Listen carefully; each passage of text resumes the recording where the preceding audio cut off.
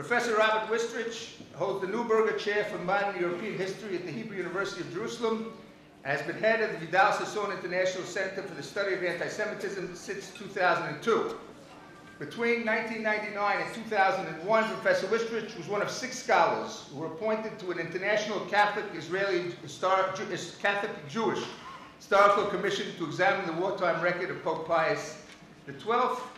In addition, he's the author of and editor of many, many books. Among them, the most prominent is recent book, A Lethal Obsession, Anti-Semitism from Antiquity to the Global Jihad, which was awarded the Best Book of the Year prize by the editors of the Journal for the Study of Anti-Semitism, who described Professor Wistrich as the leading scholar in the field. And his new book, From Ambivalence to Betrayal, The Left, the Jews in Israel, was published in 2012, was noted by Jewish Ideas Daily as one of the best books of the year, and Professor Wistrich was named last year as one of the 100 most positive influences on the Jewish world in Israel by the Allgemeine newspaper in New York. What I've decided to do today is to adopt a very different approach and ask myself what it is in the outlook of so many Europeans today which prevents them, in my view, from adequately understanding what is the nature of anti-Semitism today and the ways in which it manifests itself. And I base myself not only on my own writing and reading and research, but on many contacts that I've had over many years, including with very high-ranking European officials in many different countries, opportunities I've had to present this issue in different parliaments in Europe. And I've come to a series of provisional conclusions, some of which I want to share with you today. Let me make one preliminary observation. The European Union, ever since its inception, its creation, of course, its name has changed on a number of occasions. It began as the common market, turned into the European Economic Community, and eventually we are now at the European Union. One of its guiding ideas, and I think that's relevant to our discussion this morning,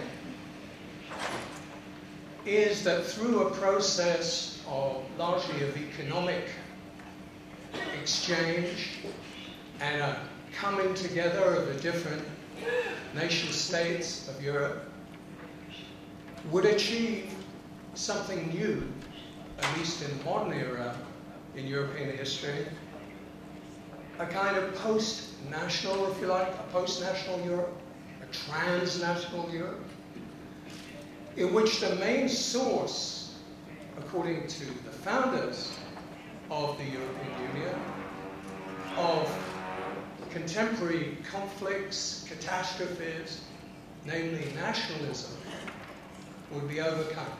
Nationalism and ethnic conflict being seen as a core issue. And I think that one of the things that we have learned is that despite certain successes in this field, things are far more complex and difficult than would have appeared in the more utopian concept of a post-national Europe. And I think in the introductory remarks by Friend Zurov, where he pointed to the sharp contrast between Western and Eastern Europe, I would add that ingredient, that the newly independent nations of Eastern Europe after the fall of communism, quite understandably and naturally, have gone through a process of recovering, restoring their national identities, and have moved in a different direction, to a degree, from Western Europe. And this partly may explain why they are perhaps more sympathetic, more empathetic with the needs of Israel, but at the same time decidedly less open when it comes to the treatment of their own past and the issues involving their Jewish minorities, or what still remains of those minorities. We are not, in fact, as once again the events in the Ukraine have starkly reminded us, we're not really living, even in Europe, in a post-national era. Now this has an important connection, I think, and implications for the issue of anti-Semitism. Because in the modern era, let's say roughly from the middle or certainly the late 19th century, right up till 1945, anti-Semitism very frequently in Europe and even beyond was closely linked to certain forms of nationalism, particularly a more ethnic base and especially a racist form of nationalism. So that many Jews themselves might well be inclined to think that in a post-national structure such as the New Europe, things would necessarily improve. Because in a post-national Europe, the source, supposedly a primary source of anti-Semitism, will be diminished. But I would suggest to you, and I don't have the time to develop this here today, I would suggest to you that the evidence suggests something quite different. And that the more that Europe has in fact pursued its policy of economic and political integration, both nationalism itself, as a kind of rebound effect, and anti-Semitism, far from being diminished, are resurgent.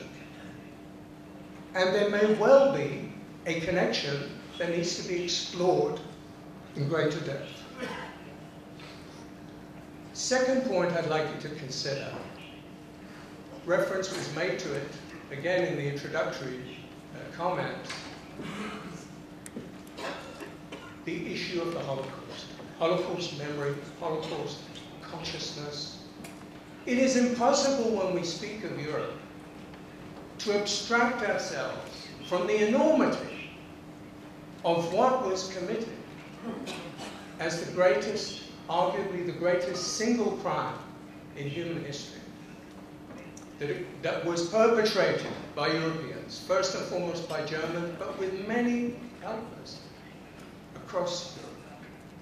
And anti-Semitism, whatever some historians may say, was a central aspect, without which the Holocaust itself is inconceivable. So you would indeed expect that given such an overwhelming and cataclysmic fact, that anti-Semitism will be taken very seriously by Europeans. That this would be a moral as well as a historic and political responsibility. But my impression over many years, and it's an empirical one as much as a conclusion from reading and research, is that this is not the case, and certainly not at the level of the European Union. And that to a large degree, anti-Semitism has become marginalized, both as an object of study, as an issue to be dealt with, even in the framework where it's usually pigeonholed of racism, xenophobia, and increasingly, and more than problematically, bracketed with Islamophobia. I'll come back to that point in a moment. Reference has also been made to the importance of the Israel-Palestine conflict as a source of anti-Semitism. We have to be very careful about this. Nobody would deny, particularly if we look at the events since the beginning of the 21st century, that there are links. Obviously, even the most empirical study of the graph of anti-Semitic incidents in different nation states in Europe since the year 2000 shows that there tends to be a rise in the curve. For instance, at the time of the Second Intifada beginning in 2000, again with the Iraq War, even though it did not directly involve Israel, of 2003, even more so with the Second Lebanon War 2006, again with Gaza 2009. The graph rises, but that does not mean, and we should not assume, that there is a direct causal connection, that as many people would like to believe, anti-Semitism in Europe today is simply a byproduct of the Israel-Palestine conflict, and usually those people who claim this then turn around and blame Israel for it. I think there is plenty of evidence to show that anti-Semitism in its current dynamic is already emancipated, if you like, from the realities and the events taking place in the Middle East. It has its own internal logic in Europe.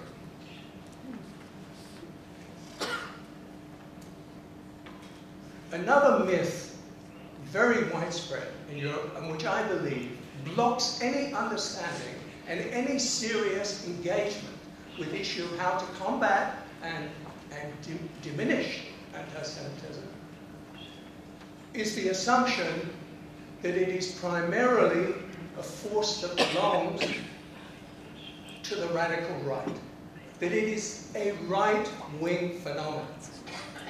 Clearly, the history of European fascism, and especially of National Socialism, is part of the explanation. But it is also a very politically motivated and charged assumption, which in recent years, I think, has lost any real credibility for those who are familiar with the data. Yes, there are far right-wing movements and neo-Nazi movements in Europe today. Yes, they are showing signs of growing, and that is a serious cause for concern. Reference was made to Hungary, the movement Jobbik, it's self-evident. One of the prime examples, 47 deputies in the parliament, and viciously anti-Semitic. The Golden Dawn in Greece, Svoboda in the Ukraine, and another movement that has now joined, and many other examples.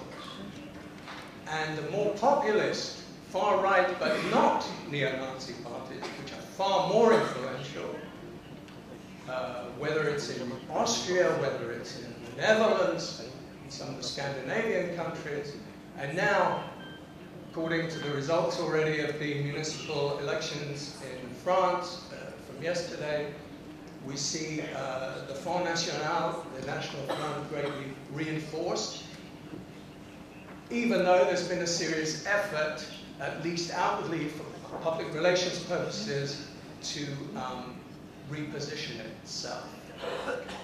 Nobody will deny this, but the reality is that today, the most disturbing and systematic assaults on Jews derive far more, both from the agitation and the propaganda of the Islamist and pro-Palestinian elements that have grown in influence over the years, from the left, and its determined, I would say, even almost obsessively maniacal desire to isolate, boycott, and delegitimize Israel, and the influence of that left and of a liberal, so-called enlightened center of public opinion, which has influenced the elites in Europe,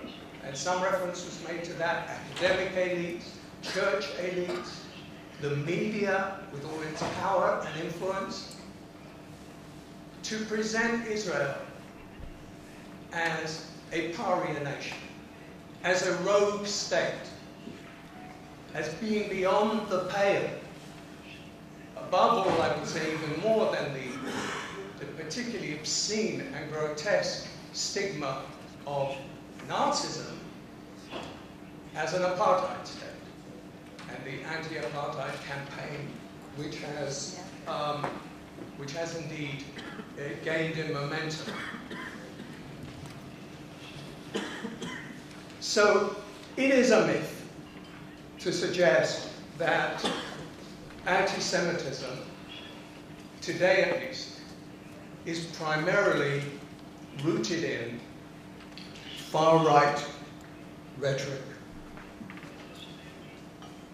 Indeed, I would go further and say that one of the difficulties in making any progress, even in an agreed definition of what anti-Semitism is, let alone combating it today in Europe,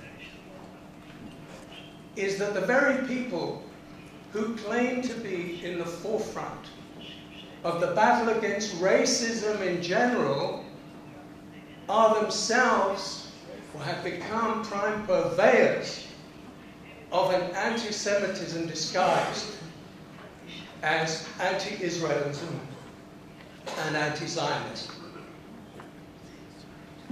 The anti-racists are the ones who are in the forefront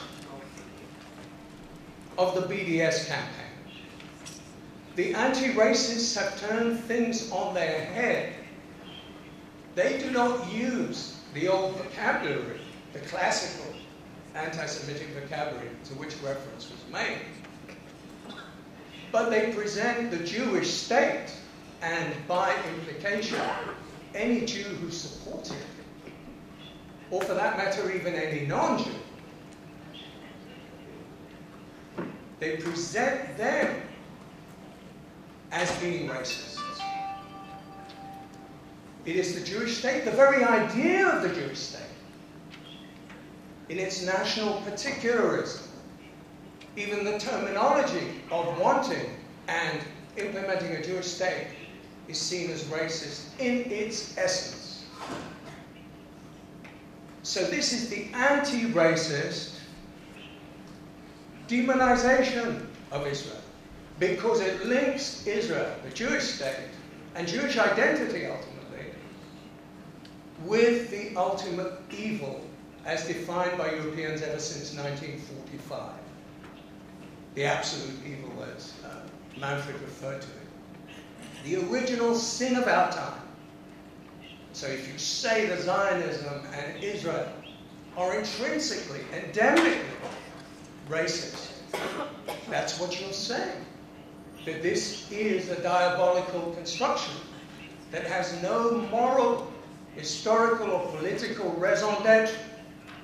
So therefore it must be dismantled, eliminated, of which the BDS is just a first stage in that campaign.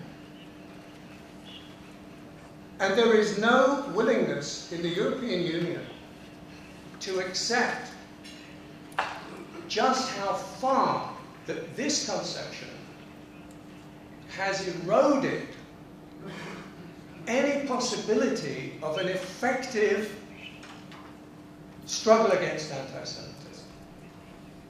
Reference was made in passing to the way in which the FRA, the Fundamental Rights Agency, which is the renamed European Monitoring Association that dealt with racism and very tangentially with anti-Semitism, the way they dropped the working definition of anti-Semitism from their website, because it's an embarrassment, because it doesn't fit the requirements. This same agency, by the way, just to remind some of you who may have forgotten this, a decade ago, was involved in a scandal of the first order in trying to suppress information which it itself had requested and commissioned by researchers about who are the perpetrators of anti-Semitism today. And when the results clearly pointed to the fact that it is young Arab Muslims, or non-Arab Muslims, who are far more conspicuous and prominent than white European neo-Nazis or fascists or whatever, they didn't want this published because it doesn't fit, because it's awkward, because it might expose them to charges of being themselves racist or Islamophobe, to state the facts. So that we are now entangled in a highly politicized, distorted, dishonest, vicious circle in which if you speak the truth, you will be ostracized. You will not be given a platform.